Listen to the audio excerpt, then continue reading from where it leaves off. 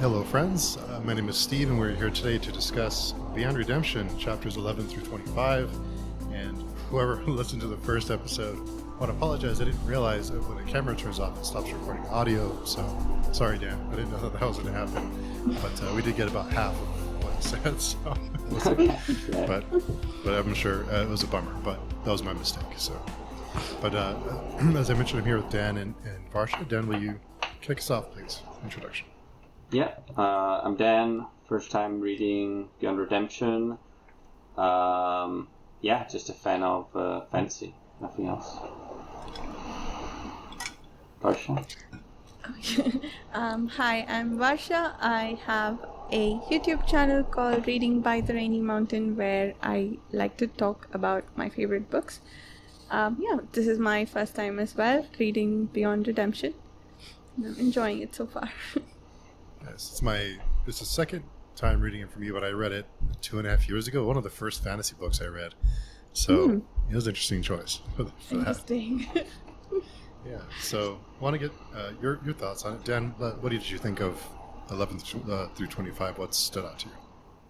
I don't know. Like, it's getting more interesting because we're getting more into, I guess, the actual storyline of the what do you call it? The kidnapping and what's going to happen. You know, it still feels like there's some stuff we're not privy to, like what Morgan's faults are, I guess, and I don't know what's going to happen. It feels like there's something we're going to see in maybe at the end of his book. There's like, oh, he was planning to do this all along, or to do that, or, you know, that's just a step to do something else. But I don't know yet what it's going to be. But yeah, it's intriguing, for sure. Varsha, what did you think? Yeah, a lot happened in these 15 chapters. I think we saw some new characters who were interesting, but also really terrible to read about. And I think what I appreciated about this section, and I think this happened to a certain extent with the previous 10 chapters also, gave me a lot of like sort of things to puzzle out. If things work like this, what would be the fallout? What does this mean? And so on. Mostly because we're trying to figure out what works out of because of people's delusions and what just works in the world outside of it. For instance, I think my favorite bit during these 15 chapters was when Gehin, the Hassebrand, she thinks to herself about how the scientists' experiments are kind of useless because his delusions or assumptions will drive the outcome of the experiments, which I thought was very interesting. Like, even something as objective as the science you do in this world cannot be free of the delusions. So so there's a lot of like philosophical puzzles there if you want to sit down and think about it. I like that. It's a good point, actually. Yeah, because like he says, the scientist like thinks about all the stuff he did to create like other people's delusions, Geist or whatever, right? I don't remember what the name. It was the K something. Like the guards that he has, right? Like the soldiers that they have. Anyways, it was like, oh yeah, I can create them by torturing them or doing bad things to them or whatever. But is that actually true? Like, does that mean that always when you do that, but if someone believes that doesn't work, then it will stop working, I guess, right? Yeah. Right? But we know that he's not delusional, I guess. He doesn't have any delusions, right, as far as we know. Right. But maybe that's not true? How do you check for that? Yeah. And if you start to think that you have delusions, do you then really have them, right? It is a very recursive and cyclic world, which interestingly, like, for all its it feels really difficult to grasp, but it also feels like a very, on steroids version of our world, right? Like, it's, for instance, with the scientist, there are instances where you can make your assumptions a certain way, build your hypothesis, and like not plan your arguments so that you get the outcome you want. Except here, it's probably always true. So yeah, I think it is interesting, and maybe we can find much smaller scale equivalents in our world for most things that we might discuss here. So Did think it was interesting because we talked last week about locations and not having a lot of detail on locations, and one of the on page 105 it mentions that city-states are abstractions born of delusions. So a city can look lush and green and everything is perfect because it's someone's delusion that's making that a reality. Right. So it's like this, like you said, of Arch, it's like this circle of delusions and belief and how, and it, also I think the after death can be another really weird, because if you kill someone, they become your slave basically in the after death, and whoever they killed also comes with them. So then where does it end? right, yeah. And everybody's fighting for ruling the after death, and it's unclear whether they should even believe it. If you don't believe in the after death, it's possible you don't end up there. Maybe something else happens to you after you die, right? And yet you're fighting for something that comes in the afterlife by being really miserable here. But probably, I mean, if enough people believe in the after death, it doesn't matter what you think. It's just going to be what other people believe, because, you know. Right, yeah. That's true. Yeah. Maybe. Yeah, I don't know, because we've seen both ways, right? Sort of. Yeah. and I think it is explicitly addressed in the text too. Like someone thinks to themselves that I don't believe this, but I think because everyone else believes, I will end up in some situation that I think they don't like, or I forget which. But yeah, so yeah, like there's just a lot of like puzzles that you can like sit down and think about for hours if you want. And also, when we started off recording this, both of you mentioned that we're starting to get into the story now, and it kind of dawned on me that we've learned a lot about how the world works in the magic system and like the world building in a pretty short period of time. That we've gotten a lot of, and not that we fully grasp it yet, but we have gotten a lot of background on like the magic system, delusion system. Delusion system. I like that. I don't know. I really like the opening. What is this called? Epigraph. I sometimes accidentally call it epitaph. But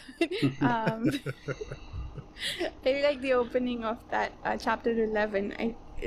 In just those few lines, I think it tells us almost everything about the way the world works, right?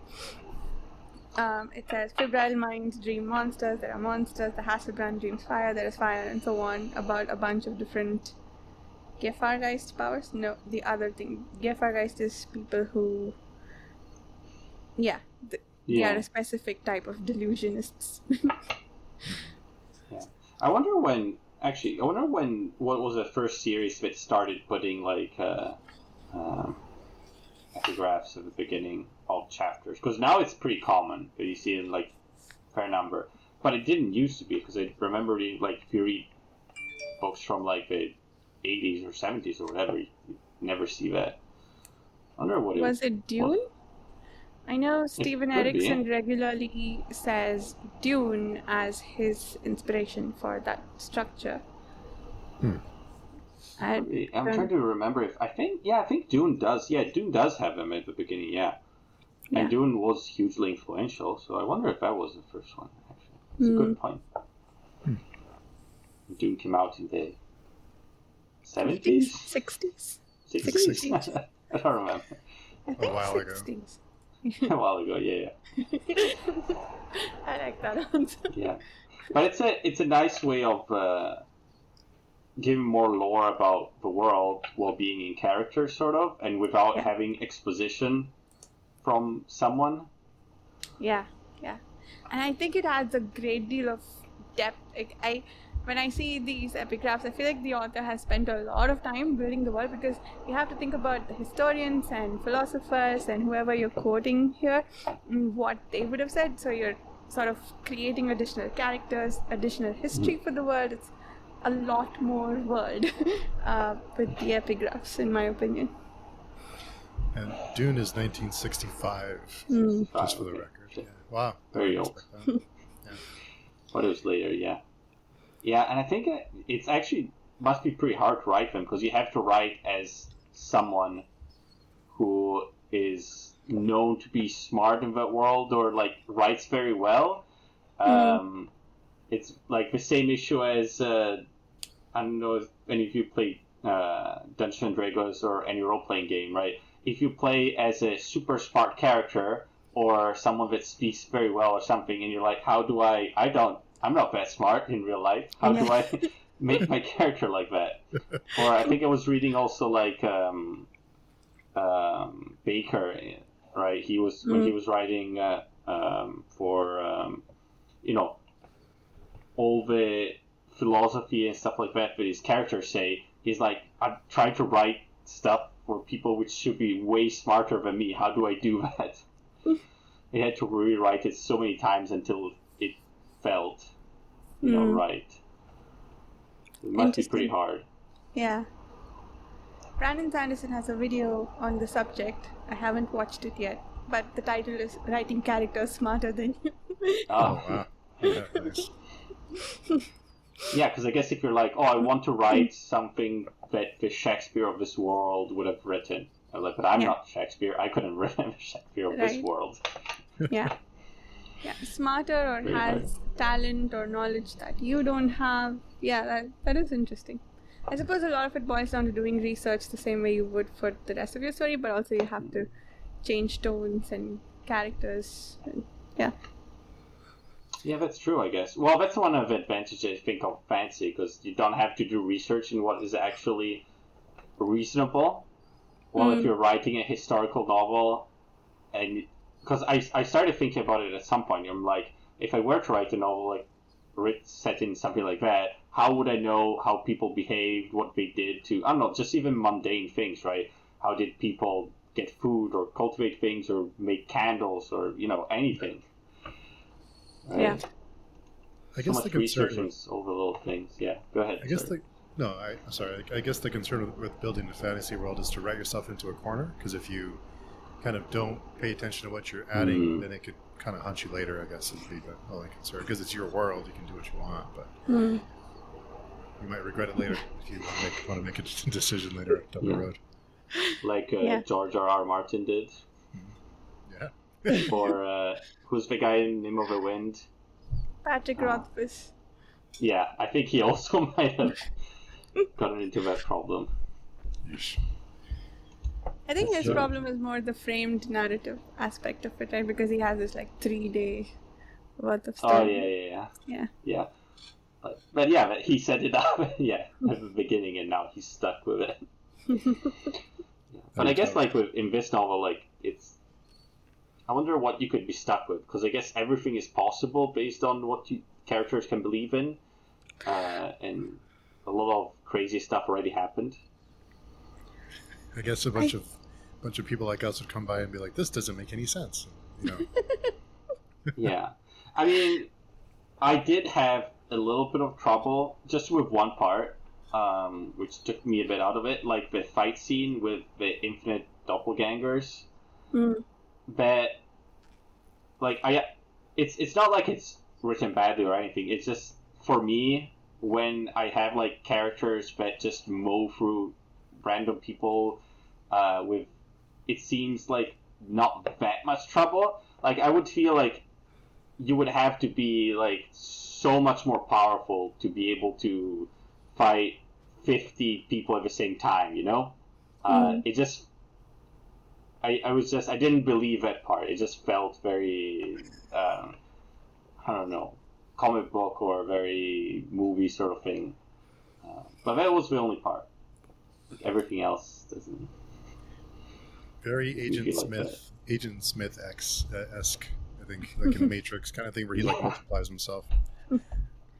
Yeah.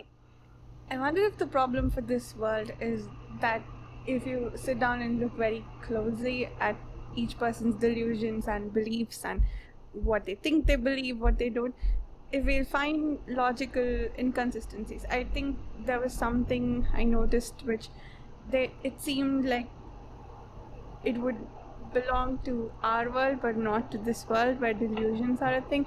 I don't remember off the top of my head what it was, but also then like are logical inconsistencies even a thing in this world?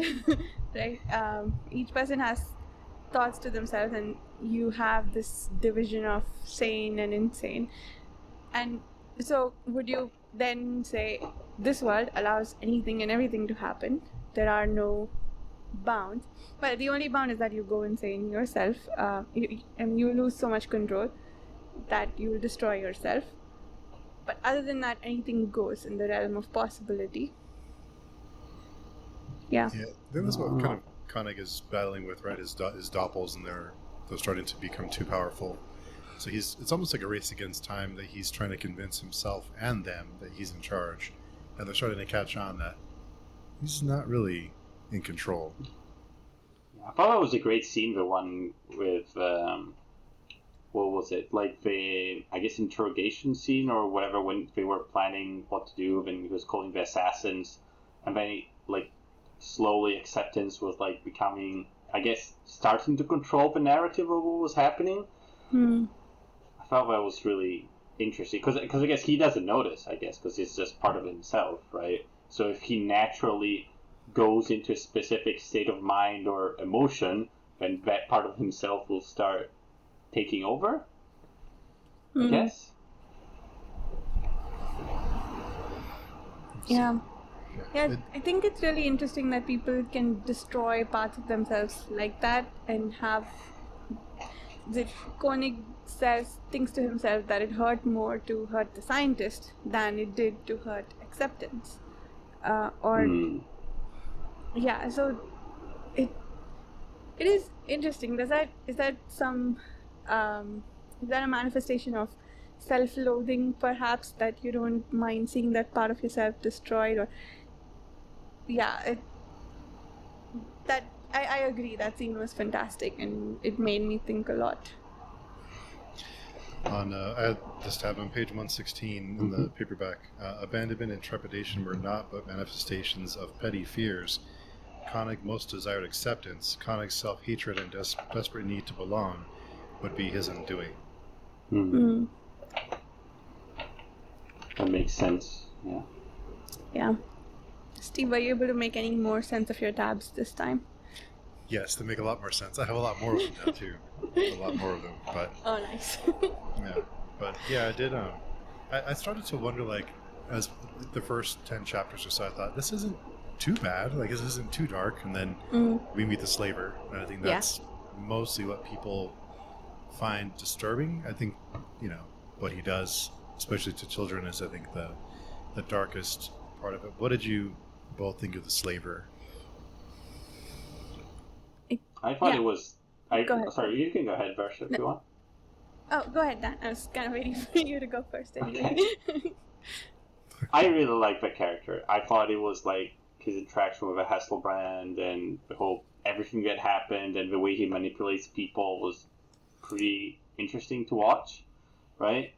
And like in the end, how do I say? Like when we got a bit of his perspective on, on what he was thinking, it's not like, how do I say? It's not like, beyond redemption, I guess. Like, he's not like a completely evil guy, right? He's not good, obviously. But you can see how he has arrived at that point from his history and how he just wants to have, someone, I guess, accept him or love him or something like that, right? And he goes about it in a very twisted way, for sure. But it's, he's not just like an evil guy that likes hurting people, I guess. I don't know. He wants to be able to survive, to keep his delusions at bay, and he wants someone to be his friend or partner or something. He just needs a hug. It's pretty dark. Yeah. Well, that's what a lot of characters, I think, need. Yeah. I will look for. Yeah. You can't find it. Yeah, I think there was something in there about the fact that all delusionists have a lot of self-loathing, and that's how they become powerful. So it makes sense. I think slaver is a category of delusion here in this world, right? And we apparently there are other slavers as well, except this one's a very big group.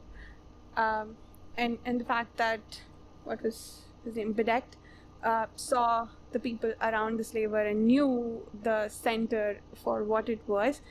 I think, yeah, it makes sense. I don't think it's this character in particular needs to be judged for that. It's just slavers in general. That's how they operate. And given the fact that delusions can... people can start to have delusions from life experiences that hurt them, it makes sense that for slavers, this is the whatever hurt them was probably that they weren't loved sufficiently, and so now they will surround themselves with people whom they can convince themselves like them or love them, that they need them. So I guess that is my long-winded way of saying I agree with you, Dan, that yeah, we can understand where he's at. But in terms of just like reading about this character and the group, it was very difficult for me for sure. The stuff with the children and everyone is it's pretty dark, yes, I agree, but also yeah, I think what I said last time is a lot of disgusting descriptions that they are effective though. They are effective. I don't know, but yes, they were difficult to read for that reason. For sure. I wonder is there a difference between like Slaver and the Gefargeist? Because they're both like manipulating and just with charisma and convincing people. So what's the difference? Just how we treat them? Yeah, I wonder about that too. Is a slaver just a very powerful Gefargeist? But if they are, then like, isn't Koenig at that level, or is he choosing not to use his powers that way? Yeah, it seems that powers are pretty similar. Like when the scientist, for example, was with Koenig, he was like, "Oh, I need to be careful because the closer I am, the more convincing he is, I guess." But it seemed different than the slaver one, maybe? I don't know. Maybe not. Yeah. I don't know. The slaver one seemed more like concentrated just around him. The Koenig seems a bit more widespread, but that's maybe how you apply the power. I don't know. Yeah. Almost like a radius of like influence, like a, you know, the closer you get. And then I did love that he would come up to the city gates and they would have that, you know, they would be ready for a fight, and then he would talk to them and they would open the gates and they would come and offer sacrifices, bow to him. So he kind of like apologize. So I thought that was really just such a cool, I mean, terrifying. But. Yeah. Yeah. It also sounded like, based on, what's his name? The scientist. His research, that there is a radius around all delusionists. I keep calling them that. I don't know what the right name is, but anyway, around all the people who have delusions, there is a radius apparently. Even Koenig has a radius of influence, right? But what happens within that radius seems to be different for the slaver and Gefargeist. So yeah, it is interesting, I think, but I don't know the answer to that. Yeah, who knows? I thought the people around the slaver, they all seemed to understand that they were trapped, but they couldn't escape it. whereas with the Gefargeist, often I think they don't really know that they are being manipulated. They have doubts and they question themselves afterwards, but they could believe that things that are suggested to them by the Gefargeist are their ideas. But with the slaver, it seems like they could become aware, but they're still trapped. So maybe it's just the Gefargeist is more subtle in the application of that power. Possibly. Yeah, but I mean, the scientist did realize that, you know, he was being manipulated. But he was also a scientist, so maybe he's more aware than other people. I don't know. Yeah, but you're right. Like the slavers one, it seemed like others were aware, maybe a bit, of what was going on. Like the Hasselbrand for sure was aware. The other ones, maybe too. The shaman was, and Yeah. I think, was it Reagan or Rogan? He even talked about, because he would keep the storm going to protect the Hasselbrand, and he even said, like, I wanted to leave, but I couldn't. I couldn't bring myself to do it. Like, I could have just left, but I didn't. So it's almost like, they are aware, but they just can't help themselves. Yeah, that's probably, I feel that's worse than just thinking, you know, being deluded that you're following someone by your own will. Yeah. At least that way you feel better about, you know, what's going on. Probably. Yeah. Yeah. It's and I'd rather be Konig's servant than the slaver's servant, I think. Not that he treats them super well, but, you know. Better than Better. Slaver does, But I mean, he didn't have problem just deafening the assassins in a second, right? So. Yeah, okay. I had a question about that. That deafening the assassins did not seem to be within the scope of any of the powers that Koenig had demonstrated up to then. So is this a new delusion that he has, or is it a very powerful Gefargeist power to... So what happened there was he didn't convince them that they are deaf and that's why they can't hear. He said, I believe that you're not, that you are deaf, that's why you're deaf now. Which is not really manipulation, right? Is it? Could be. I guess he's convincing that they are deaf, and they kind of like he's hypnotizing them, almost. Into believing something. It just becomes real because they believe it. So did we sort of get to the root of how a Gefargeist power works? That they believe, for instance, Victic believes that he's the greatest swordsman, so he is? Is that how that works? It's not manipulating others into believing it? Because so far it felt like a Gefargeist power is that they can manipulate the belief of others. Yeah. But in this instance, it's making something come true by the power of their own belief. Maybe it's just because... Yeah, sorry, go ahead, Steve. No, go ahead, I'm sorry. No, I think you were going to say what I was going to say, so please go. Yeah. It just seems like it's almost like a combination. I think he wants people. He wants the attention. He wants people to believe that he's the greatest swordsman. It's not. He believes it, but he wants other people to believe it too. So he believes it. So he's trying to make it true by making other people believe it, and it just becomes real because they believe, and he wants the attention more than. So I guess it's like a different form of manipulation. I guess. Yeah. Yeah, because he also says, "Oh, I am the greatest swordman. I believe I am the greatest swordman," right? To other people, so that they believe. But he probably is not that sure. It seems when he's talking, but he actually he doesn't care. Actually, he probably doesn't care what he thinks. It's just he knows that it doesn't matter, right? Yeah. But if you act confident, then people will believe you. Yeah. That's true. I guess we did learn something else from the slaver with the stew and the body parts, that you can absorb other people, and it won't add to your delusions. The way for him to keep his delusions at bay so he can not get too powerful. So these people get chopped up and he eats their organs, ensures with the Hasselbrand as a way for Possibly. them to, yeah, possibly. I guess he told her he was, but so Yeah. Well, again, if he believes it, it's probably gonna happen, right? I guess. Right. I mean, Right. it seems like there's no limit because, like, we've seen like other people which are. I still don't understand the delusions of the people which are like dead, but they're not dead. You know, because they're dead.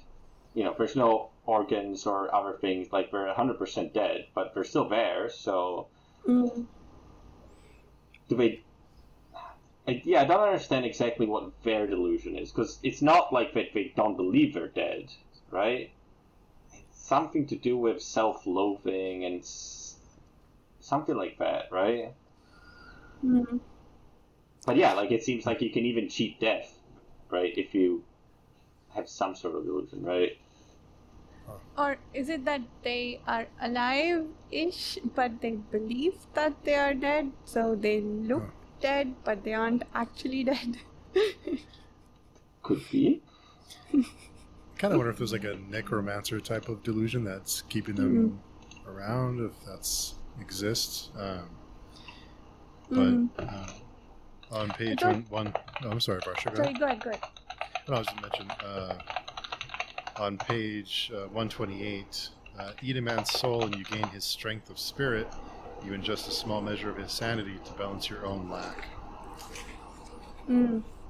So the whole stew thing. Yeah.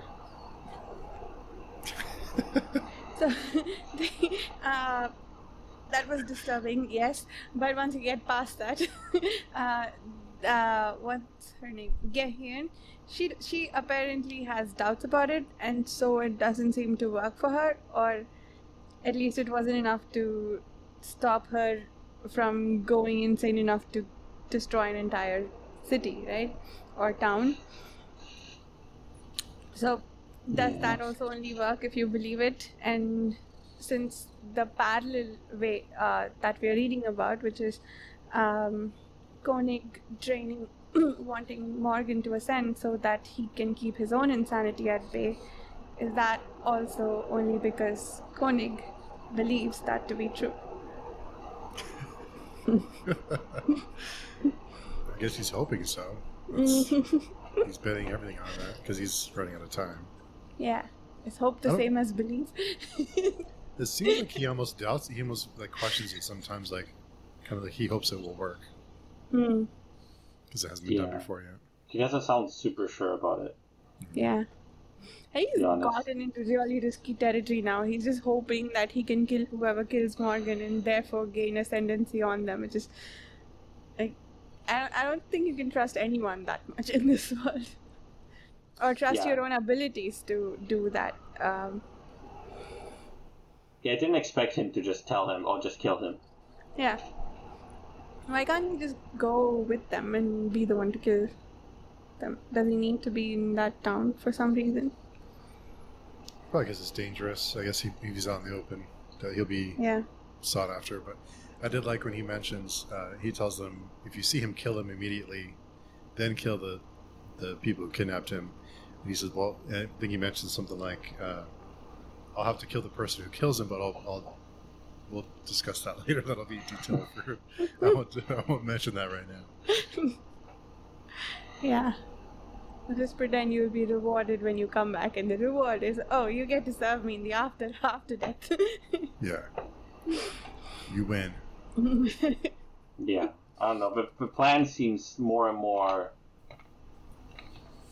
I don't know how to say, it doesn't inspire a lot of confidence.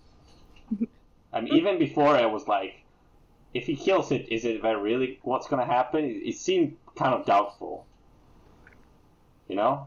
But now, I don't know. He's betting on it, I guess. I feel, it feels to me like the only person with a plan here or that knows what they're doing might be Morgan, I think. Yeah. And he seems the most in control of what's actually happening, sort of. Because I think if he didn't want to go with them, he probably would have been able to not go with them, right? Seems pretty powerful. Do you think he knows what's happening, or do you think he's being tricked by them? Because I think they mentioned, like, these people were trying to hurt you, we're here to save you. Or do you think he's going along just waiting for the right time? Yeah, I don't know. It felt at points that he must have known, but maybe not. The kid seems extremely all-knowing, so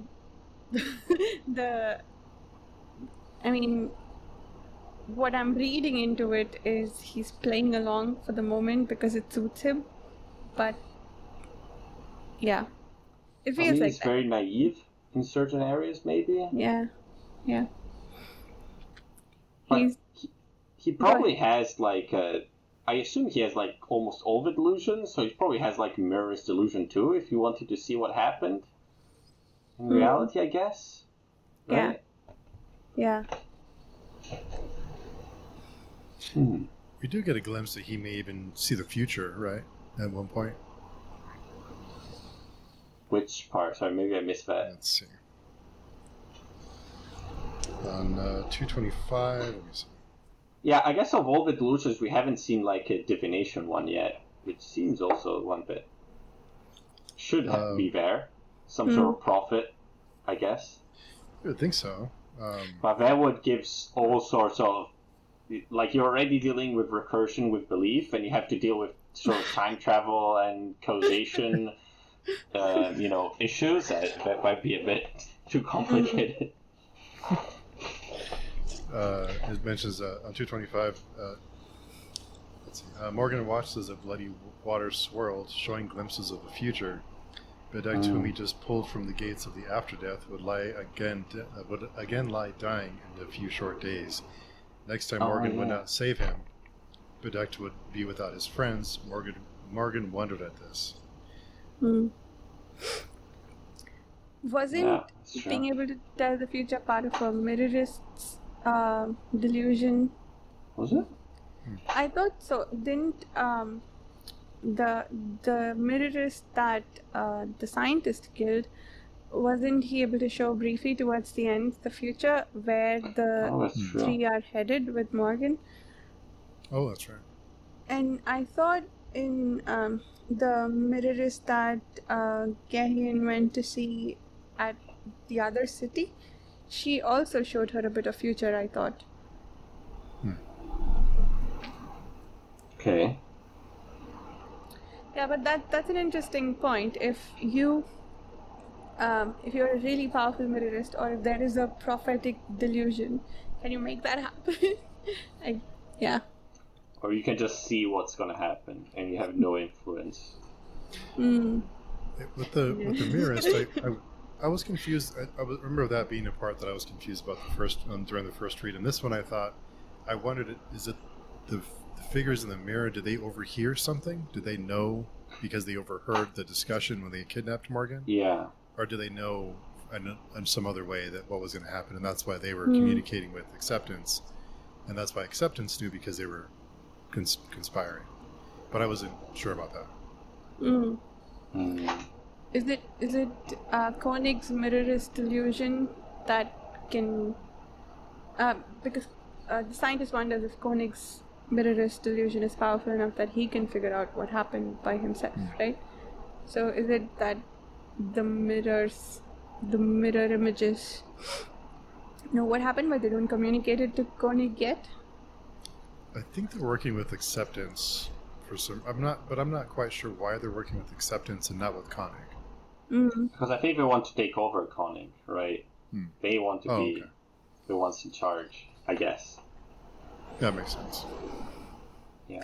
But now that I think about it, I think actually maybe, and it's a very far-fetched theory, maybe what defines a god or something is the ability to use different delusions and combine them together. Like, for example, if you're a mirrorist and you can see the future and you can see everything changing, and you're also a Geffergeist, and you apply your Geffergeist power to your illusions you see within the mirror, you can make things happen, maybe, everywhere in the past, future, whatever, and that's what makes like a god.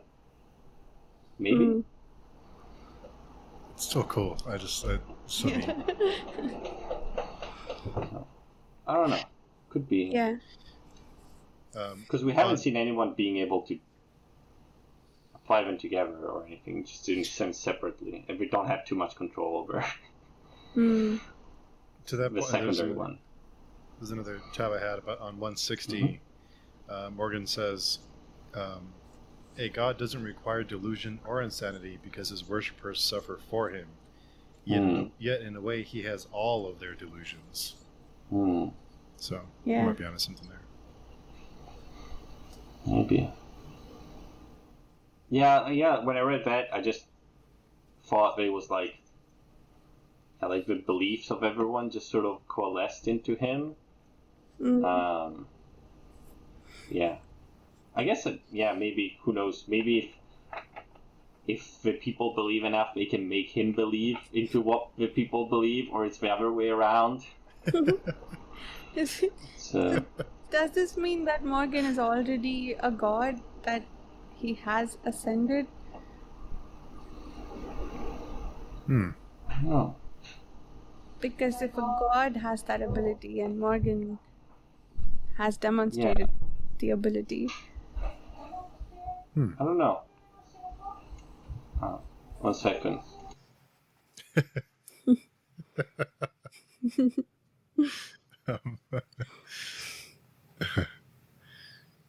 It's and then I wonder too, in this world, I wonder how many, because we have these characters that we're focused on with their delusions, but how many people actually are powerful enough to influence the people around them? Like, how many people are in this world, and how many people that can, like, how many Koenigs are there in this world, or how many slavers are there? I know we focus a lot on them, but are they rare or are they common? Yeah, you're right. I guess our perspective is a bit screwed by the fact that we're just seeing their perspective. We're not. Most people, I assume, it seems most people are just normal, right? Yeah. From what we've seen, I think.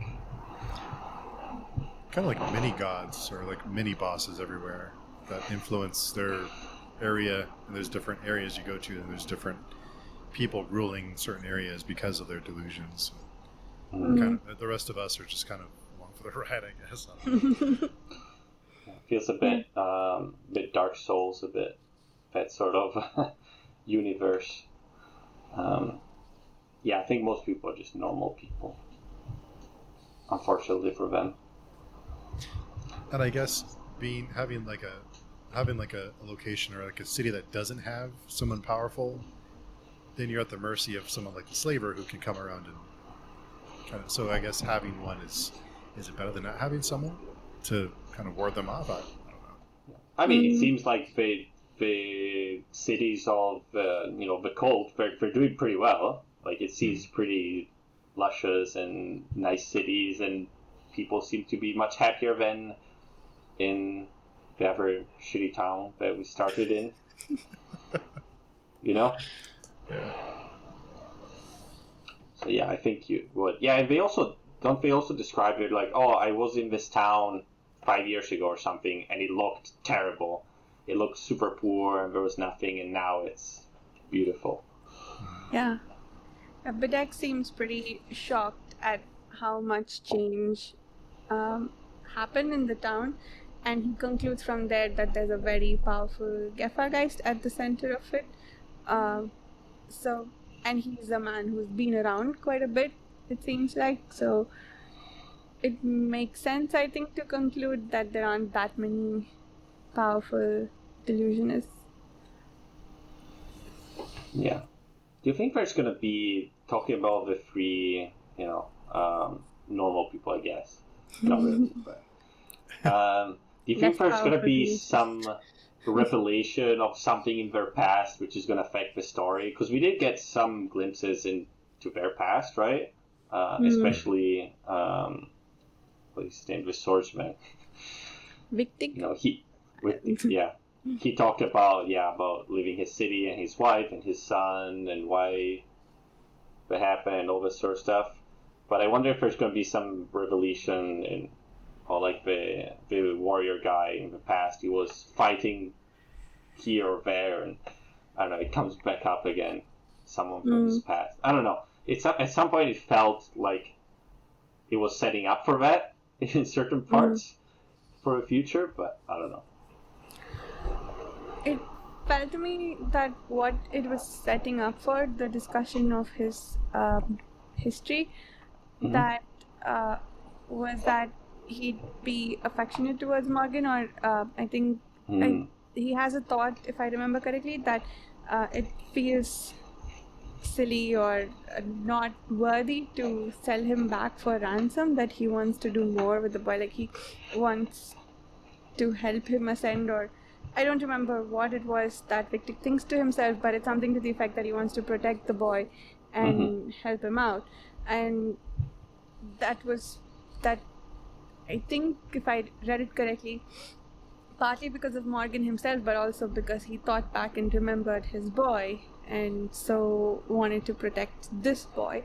I thought that might be the extent of how his background helps, but yeah, we'll see. It seems that their histories are affecting how they behave with each other. I don't know if it doesn't seem to me yet that it will come back to play a bigger role in the story. It might just affect behaviors more than anything else.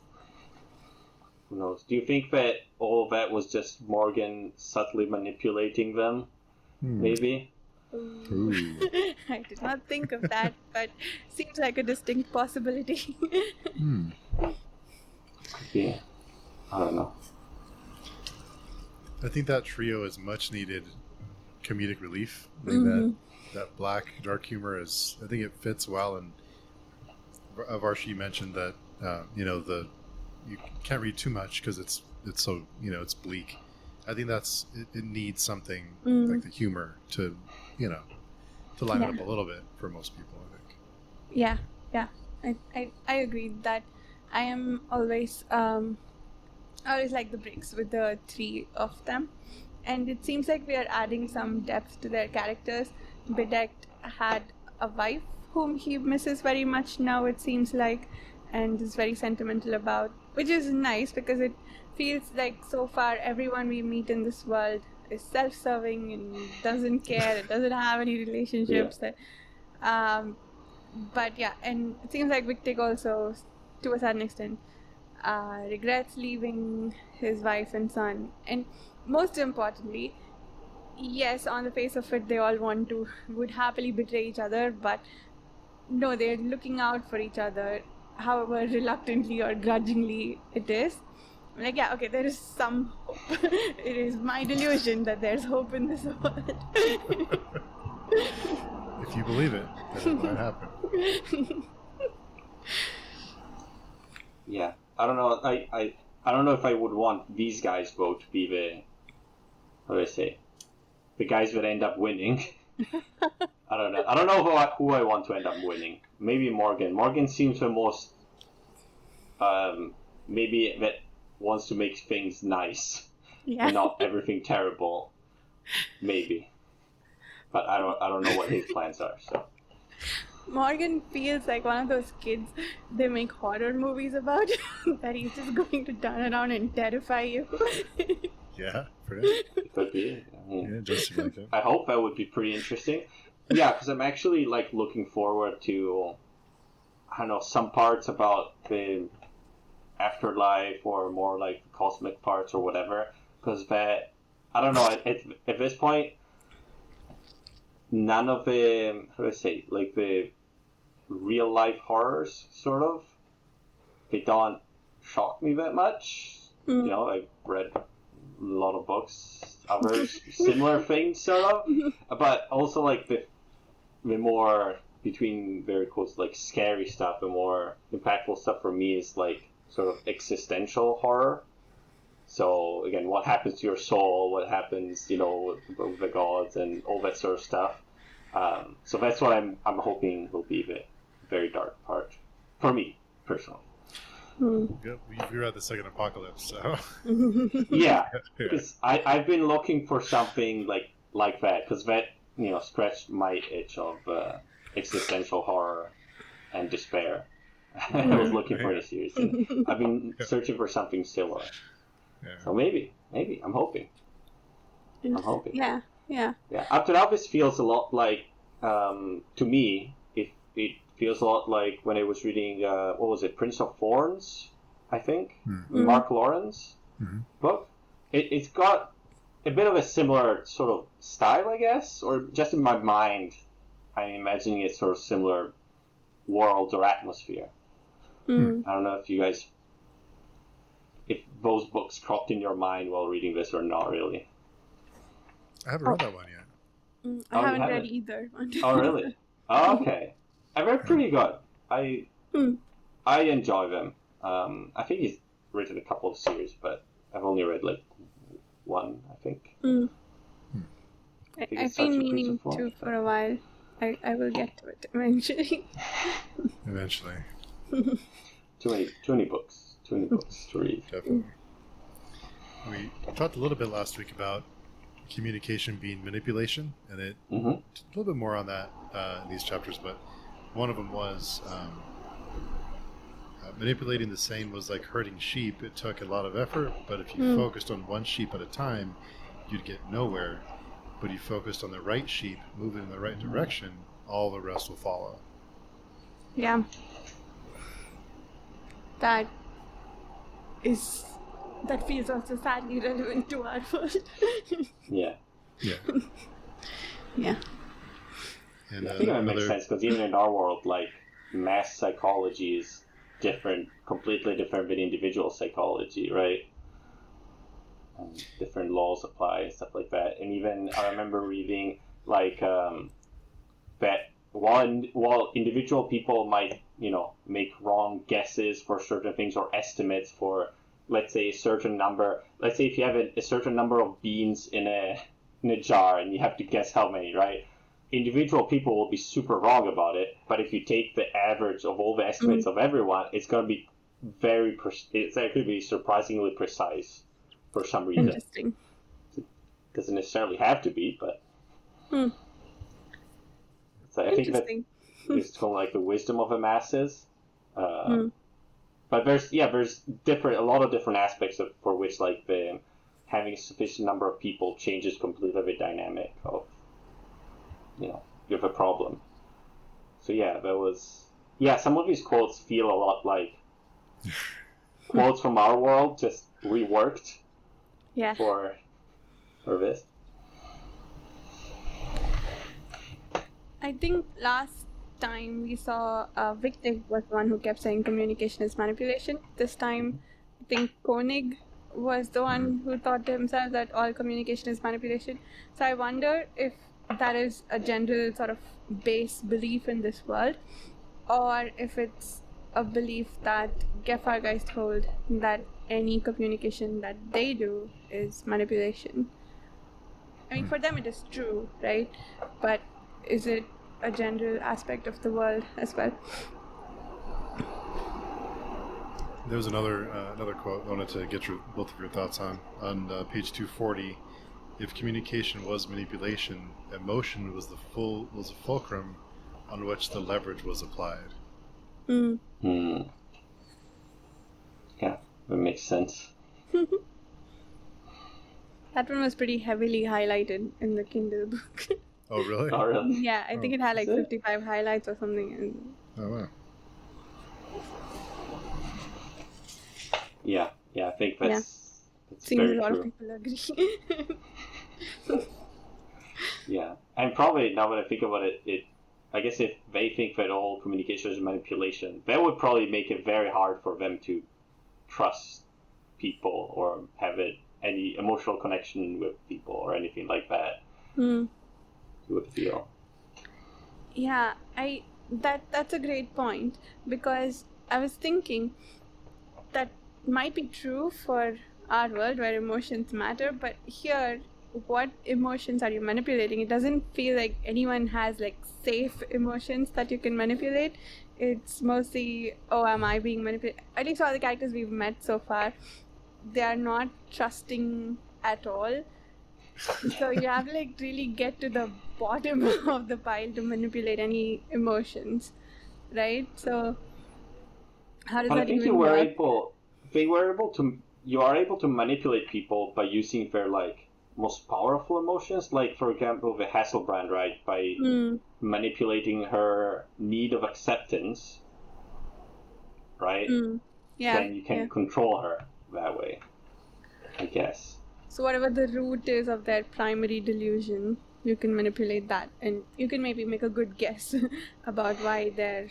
Although the Hasselbrand is interesting about what would have caused her primary delusion, or like the chief emotion seems to be self-loathing, so I suppose you manipulate that. Yeah, we did get like a background of her story, which yeah, and like again, that part was pretty dark. Yeah. Because it also felt like, it's not just a fantasy story like other sort of things. It's just like, well, I could see this written in a memoir in our world, I guess. Not the magic parts, but the other abuse parts. So, but yeah, I guess like even then, her emotion, her trauma was all about, I guess, acceptance, right? Because I think even she told her where even when she was away for like a year or something, she left home and when she came back, she's like, it was like they didn't care. It's like, oh, you're back, okay, cool. Yeah. It was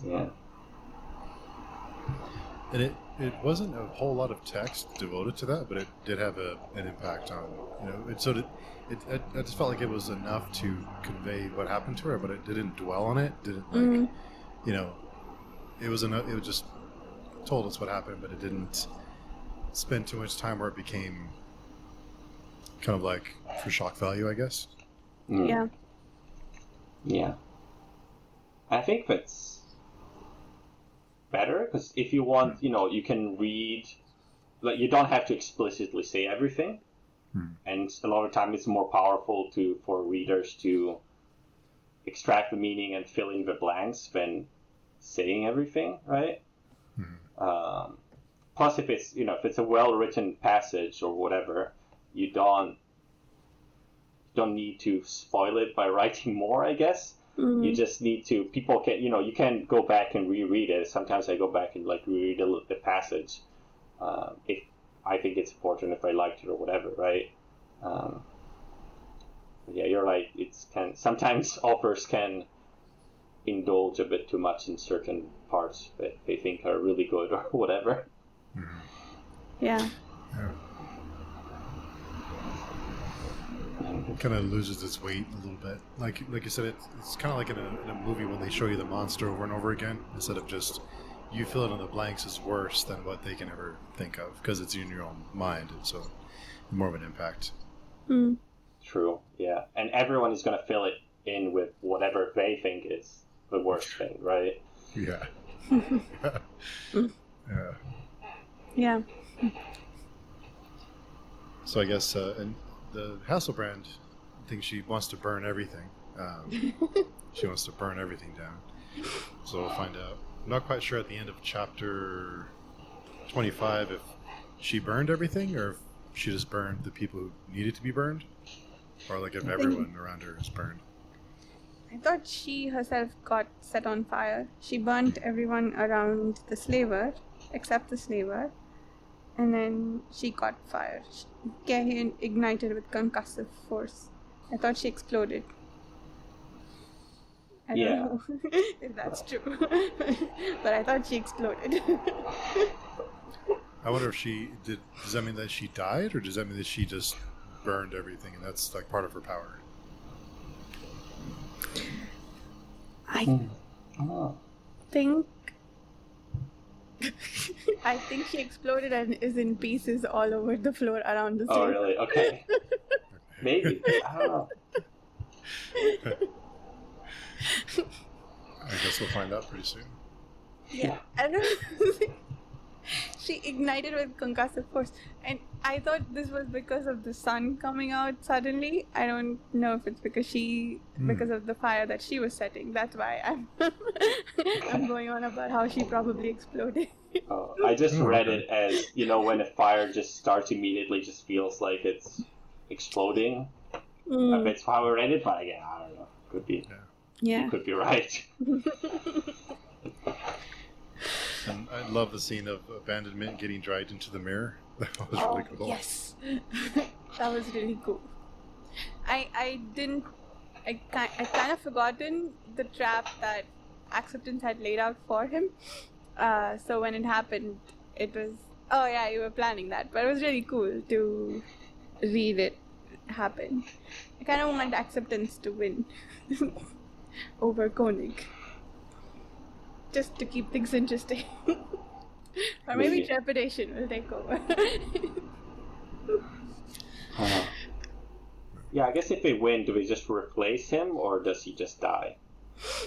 I assume they will replace him. Yeah, I thought Koenig will become one of the Doppels, right? Or is it like with the split personality one, where if Koenig dies, he's the original, so they all die? I think he would replace him. I think.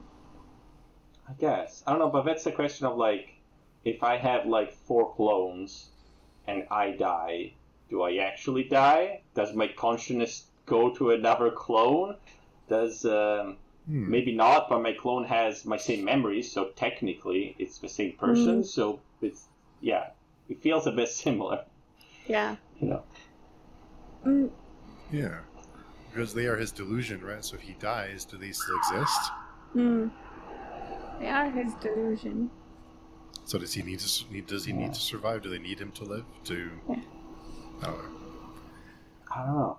But I thought there was there a part before where they said something about mirrorist and they're being dragged to the mirror and replaced by one of the images in the mirror world?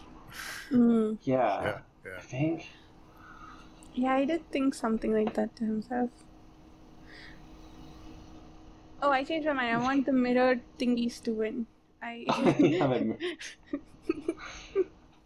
Yeah, but mirror images seem pretty useful most of the time. They seem very helpful. So.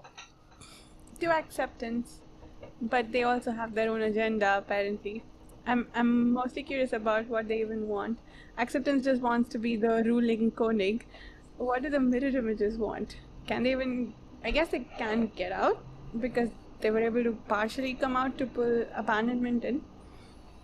Yeah. I don't know, but it feels more like they're together. It's not just one guy. It's a bunch of people helping each other. So it feels better about wanting them to win. It's like a family or something.